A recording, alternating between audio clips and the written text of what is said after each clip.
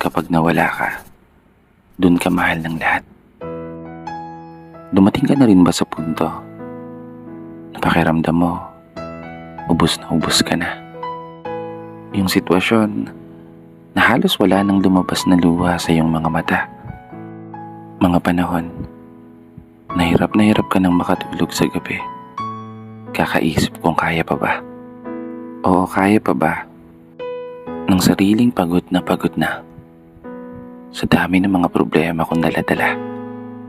Hindi mabilang na mga pagkatalo at araw-araw na pagkadismaya sa kadahilanang hindi ko magawa yung mga bagay na nagagawa ng iba. Kaya minsan, naisip ko na lang, gusto ko na lang mawala.